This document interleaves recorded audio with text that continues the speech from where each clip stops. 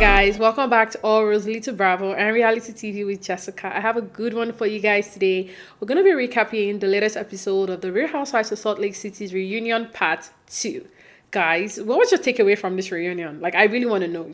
My takeaway from this reunion was like, Monica's mom is the worst. Like, we've seen horrible parents. Like, we have seen, if you watch reality TV a lot, if you even watch the Bravo franchise, we've met some horrible moms.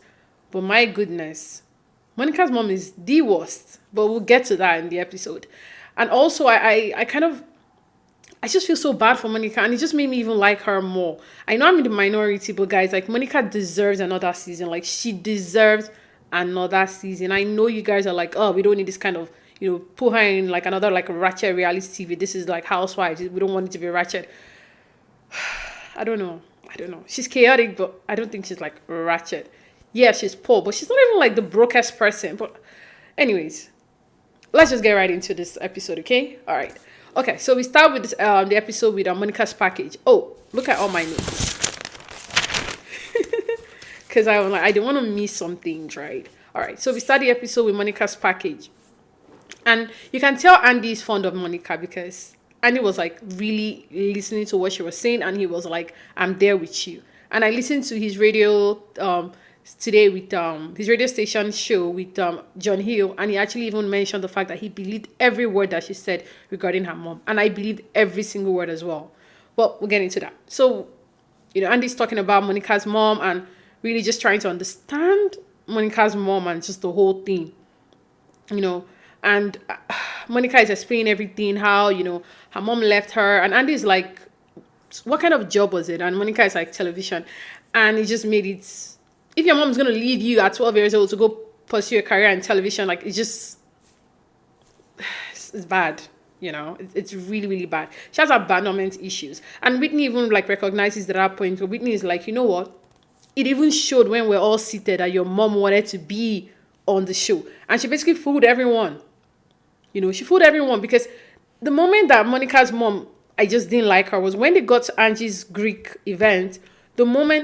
Now, Monica is having an argument with everyone, right? Is it that you keep quiet as a mom, but you don't take another person's side over your own daughter? I don't care if your daughter is even the one in the wrong.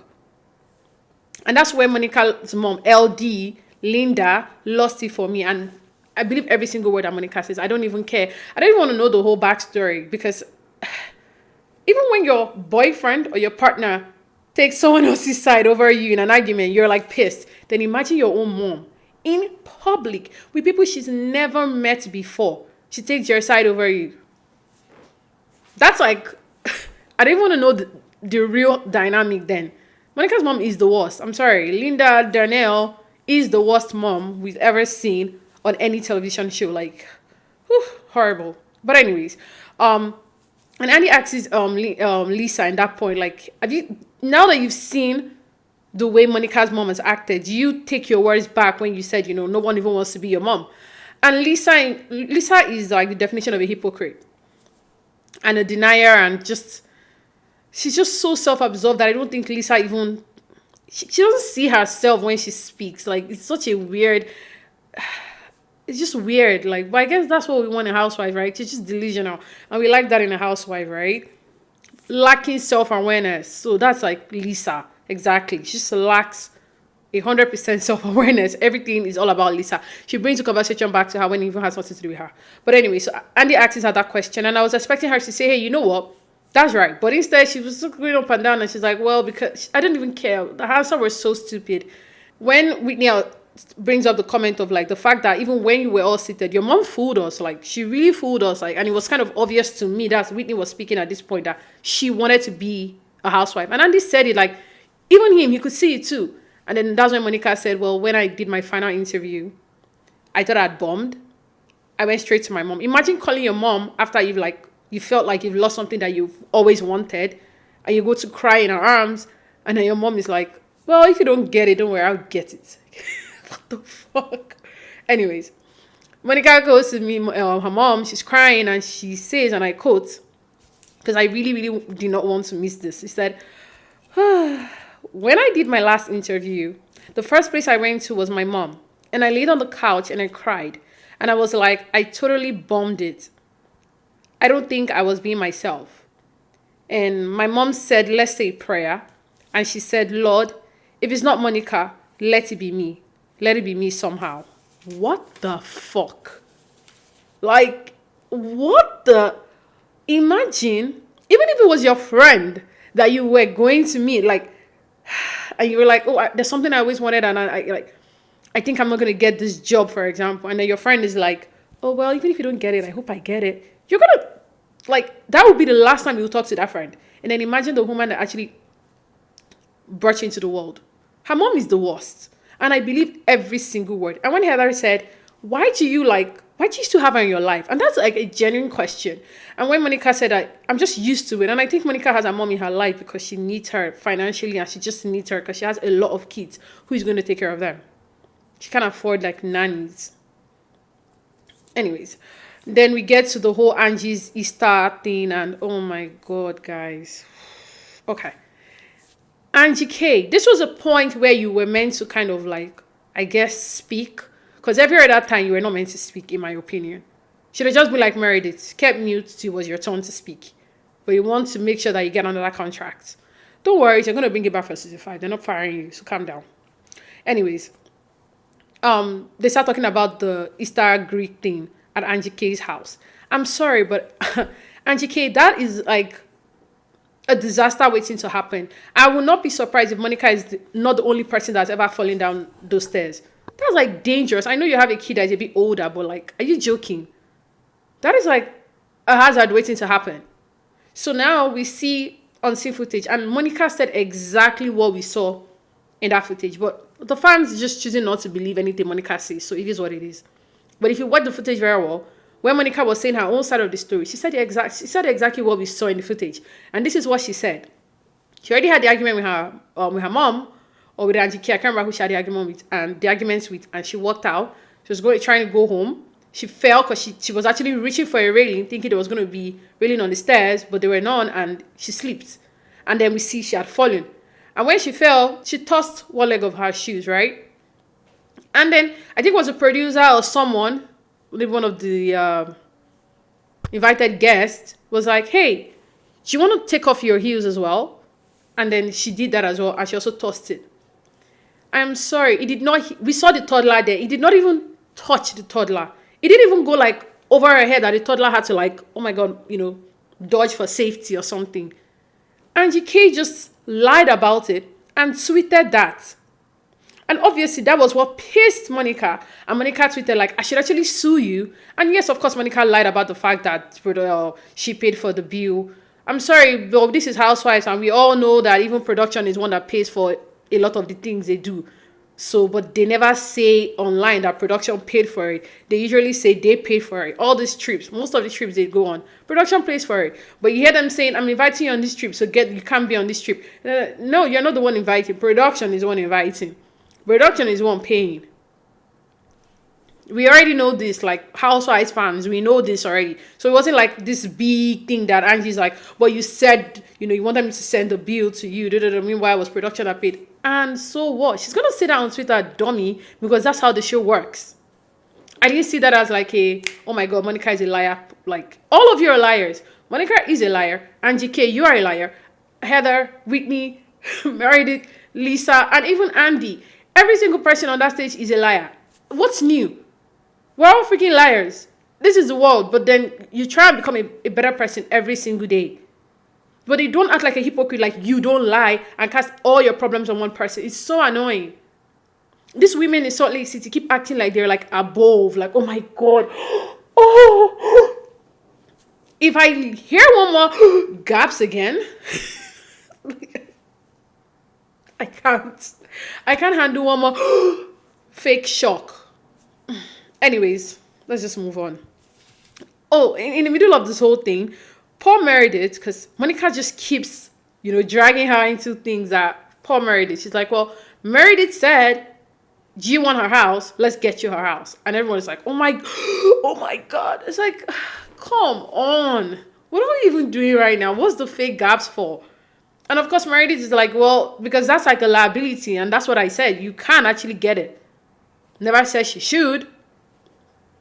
Anyways, we get to the whole point where Monica is like, too shared. Like, I only give what you give me, when they're having a conversation with Lisa and going back to back. And Heather is like, what's too shared? What's dummy is a Denzel Washington movie. He said it. He said in Equalizer 3. When you guys don't even know cultural references and then you want to act all like... Heather is like so annoying. How Heather is not annoying in this... Like, I understand. Receipt, proof, timelines, screenshots. Iconic. I can accept. Rehearsed, but iconic. Right? I wonder how many days it took her to like bring that together. That's the only reason why I don't want to give her as much due that I would have given someone that did something spontaneously. Do you get what I mean? Because it's just so obvious that it was rehearsed.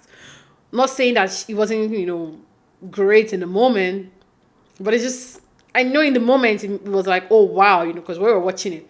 But it just, the fact that I know that she had rehearsed it kind of took it away. It's like acting now, right? We all know, like, now you're acting, so whatever.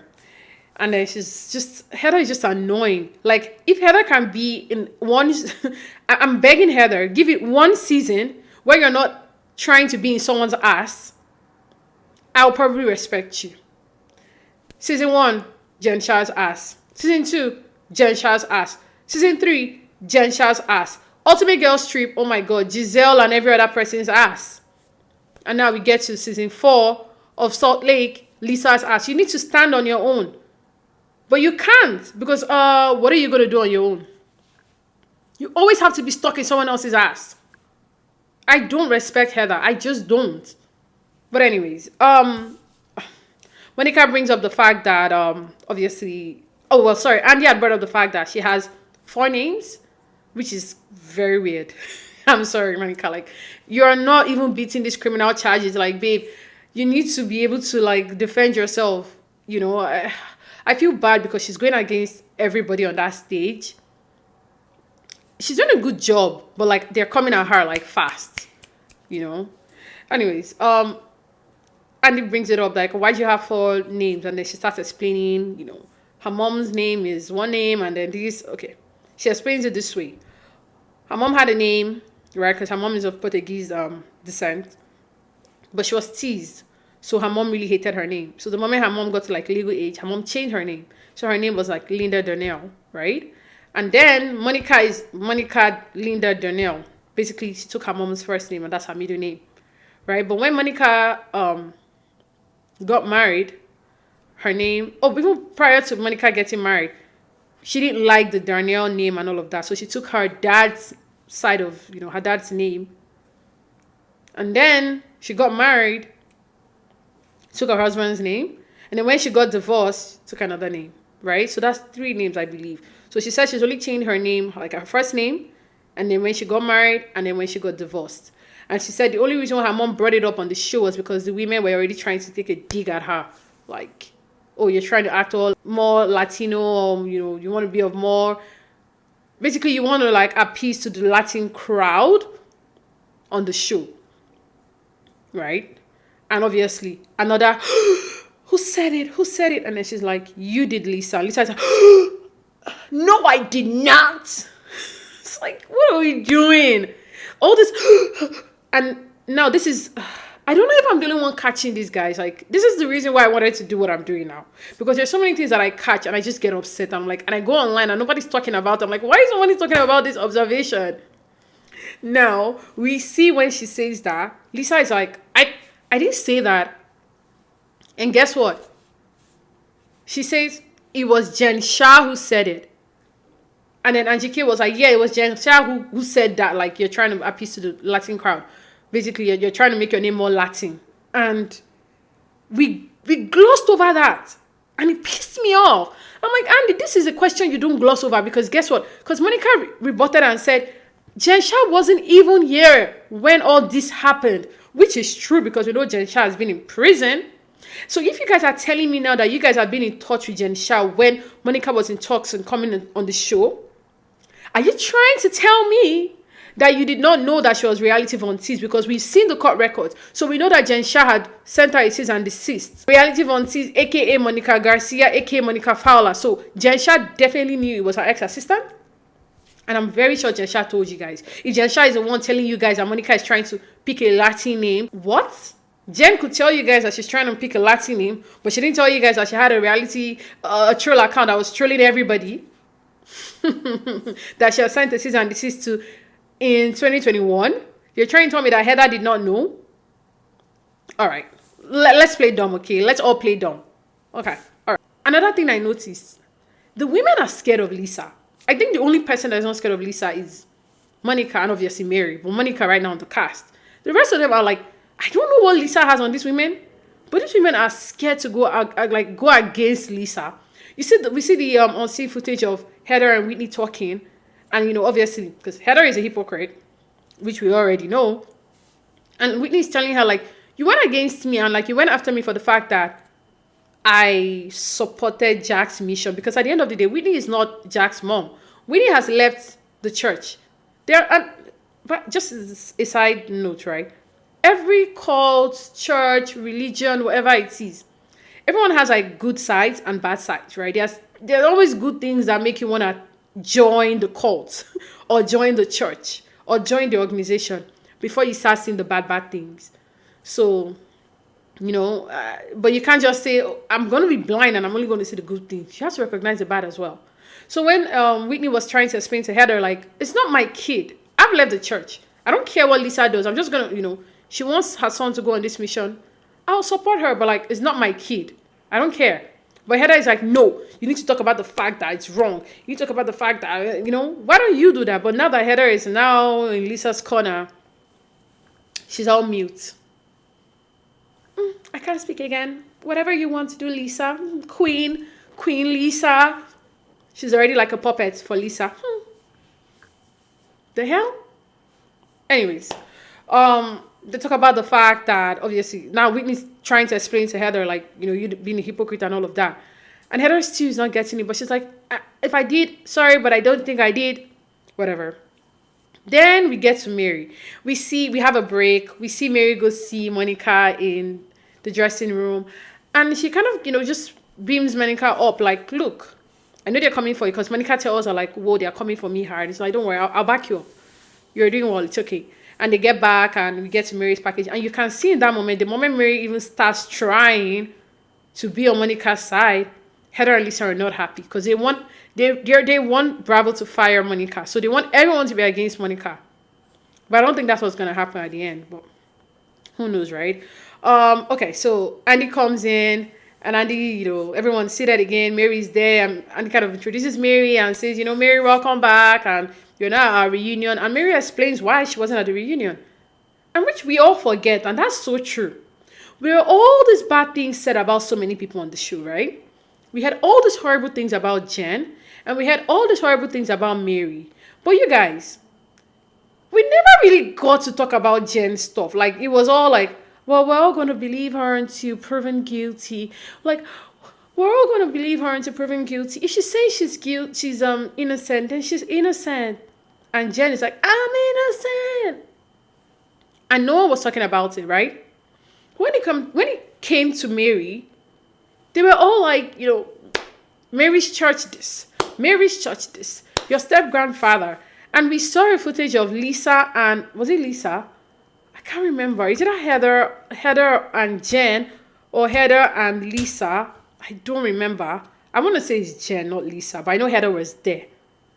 Filming at Mary's church. But obviously, they didn't air it because Mary didn't come back. And this was when we had already heard about like Mary's church closing down and all those many things that happened. You guys do things that, and then you guys are acting like, oh my God, a troll account is like the worst thing in the world. I can't. I just can't. I just can't. Anyways, Andy asks Mary who in the group she actually likes. Oh, first of all, Andy tells Mary, like, did you think that they needed you this season? Of course they did. Like, imagine a season without Mary and Monica. Oh my God, that would have been so boring. And then Mary says, of course, they needed me. Like, and Heather and Lisa and Andy K kind of concur. And Lisa is like digging at Andy K, like, you just came here, why are you speaking? Like, this is your first reunion, like, calm down. And I agree. Andy K needs to like she's acting like she doesn't speak up. She needs to be like challenging someone. She might lose her job. And then she had the audacity, I even forgot to add that part at the beginning. No one wants you here, to Monica. Are you joking? Without Monica, babe, you would have had zero storyline. Monica was one that gave you a storyline by telling you what Meredith was talking about. Monica is one that gave you a storyline by talking about your Greek Easter and the fact that she fell. Without Monica, Angie K, what would you have done? Because you're also scared of Lisa. You're not going to go against Lisa. You and Heather already made up. You have zero communication with Whitney. I don't know if you guys are friends. What would you have talked about all season? These women forget that, like, Monica truly helped you guys. Truly. Everyone can talk. But Angie K, I don't know why you're even talking. You should be glad that Monica did not even sue you for that shit. And the only reason why she didn't sue you was because of, obviously, you guys work for Bravo. You're filming a TV show together. If not, if this was a regular person that's coming to your house, she would sue you. Are you joking? Just, that's like, anyway. How the fans are not seeing this, I don't even understand. But anyway. Mary brings up, Andy asks Mary, like, who do you like on the cast? And then she says, oh, I like Angie K, I like Meredith, and I like Monica. And Heather is like, because Heather is like, pick me. You're shocked that Mary doesn't like her. Mary's like, well, because you were talking about my house. And I think the thing about Mary that once you do something wrong to her, she's like, written you off. So Heather is like, well, I said your house was grand. Well, yeah, but you actually like, there was a dig. Was it funny? Yeah, but it was shade, right? Anyways, then she's like, well, you called me inbred. So Andy's like, which is worse, inbred or the house? Mary's like, the house, because that's my house. And then we forget, and Lisa's like, oh, inbred is just so wrong, blah, blah, blah. But Lisa, you have actually called Heather and Whitney inbreds too. Roll the freaking tape. This is what I'm saying when I'm talking about these women being so, like, hypocritical. It's just annoying. Like, anyways, Andy brings up the fact that Mary kind of talks about, she basically says her feelings to everyone to their face. She's not the kind of person that talks behind your backs. And Mary's like, well, yeah, that's just how I am. And Andy's like, well, do you think that's a good thing? Because obviously some things that you say can be really, really hurtful and all that. Mary's like, well, that's how I just live my life. I'd rather just say it to your face. But Lisa is like, well, but when we respond, you kind of shut us down, whatever. And then Andy asks Mary about her married son. And Mary says she still doesn't know if they're married or not. And then Mary it becomes all freaking cringy for like, I think 5 minutes. Mary talks about the fact that she passes like where her son and his wife or girlfriend sleep, like their bedroom. And she just hears like sex sounds, basically. And it feels like the girl is like overhyping his moves to the point that she had to call her and tell her like, look, don't make him feel like he's special if he's not, right? Like, don't do that. Don't fake it if he's not really what it is. And everybody's like, that part was the only part that I felt was like, oh, just cringy AF. Like, don't talk about that. Like, don't. Anyways, and then they bring up, I think, the elephant in the room, which was Whitney and Mary's, issues. And like, I'm very happy that we got to talk about that. I've never been a fan of Whitney. But Whitney Rose, oh my God. She won me over with the way she handled this conversation with Mary. She handled it with so much class. Like someone that was actually ready to learn. Like someone that was actually genuinely trying to understand and get to the bottom of the heart of someone. Mary said it, okay, you're learning here. And she's like, yeah, I'm really trying. Like, Annie didn't even have to do the work for her. Like, Whitney just, like, signed her contract for season 5 at that point, like, to me. Because Andy brings up the fact that, okay, what's your issue? The issue you have with Whitney. And Whitney says, Mary doesn't like me. Oh, sorry, Mary says, Whitney's scared of me. And Whitney said, well, not exactly. I was happy for the sit down. It just didn't go the way I wanted. And that's when Mary said, well, because you're a racist. Or because Andy brings up the fact that, well, you said she was racist and whatever. And Mary, in true fashion, is like, yeah, I said you're a racist. And everybody's like, oh my God, here we go again. These women like to gaps for no reason. Half of the time. Anyway. And then Whitney says, I'm racist. And Mary said, yeah, 100%, I believe it. And guys, this is where Whitney won it for me. Because she was like, how? Like, what did I do? What have I done? Because sometimes, and Whitney just won me over. Like, honestly, she won me over. And she even said, like, I'm white. There's some things that I might just not even notice that I'm doing. So, like, I would really want to know so I can check myself. And Mary just lays it out because Mary's like, well, the church that you go to. So, you've been raised in a belief that you don't even know when you've unconsciously done things by your actions. But it's not exactly you. It's just, the way it is. That sort of thing. That's what Mary kind of concludes. And then Mary says, obviously, the church is racist, or the church is rooted in racism, which I think every normal human being knows. Even we that we don't even belong to the church, we know the history of the church. But of course, Lisa, who says she's Mormon 2.0, already is like ready again to just say nonsense, because the moment Mary says it, Lisa is like, no. And thank God for heathergay and Whitney at that point, because the both of them immediately were like, yes, everything Mary is saying is right. The Mormon church is rooted in racism. Now, this is my own belief, right? The church says, according to what Mary said, and I think Heather and Whitney backed her up. Mary says, this church, one thing we all know is that, first of all, Mormons were not even allowing black people coming to the church until, like, I think the 60s or so, allegedly. Okay? A church that is supposed to be for everybody. Okay. They didn't even allow blacks coming to the church.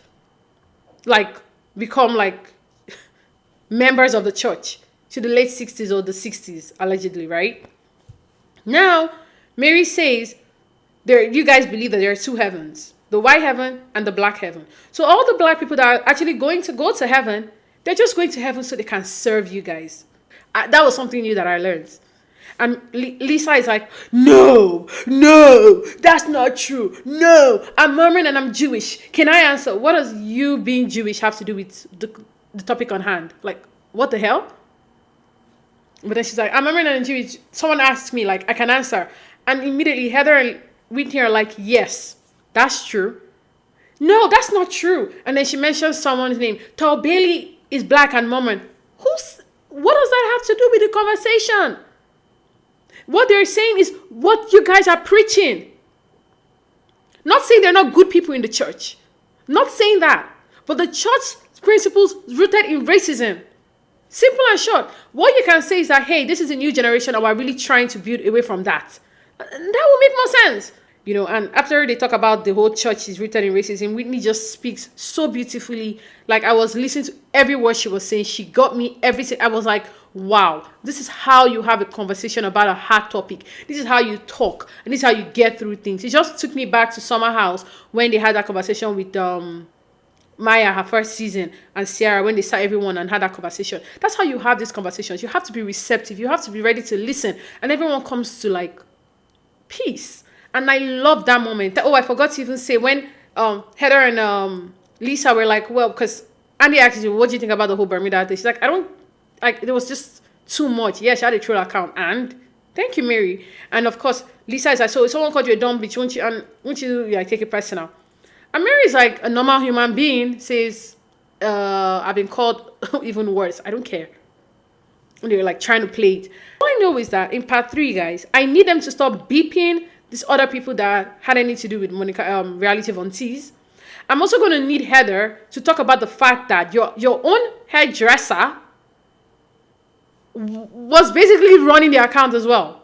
And there is no way Monica, who wasn't on the show, would have gotten all the information that she had against all of you. Okay? That came from your own assistant or your own hairstylist, Heather. You need to talk about that. I'll leave that for now, guys. What else again? I think that's pretty much it. I think we've covered everything. All right, guys. Thank you guys so much for listening. Please remember to like, subscribe. If you're listening on the podcast, please follow the podcast. Please share the podcast. Please leave your thoughts. If you're watching on YouTube, same as well.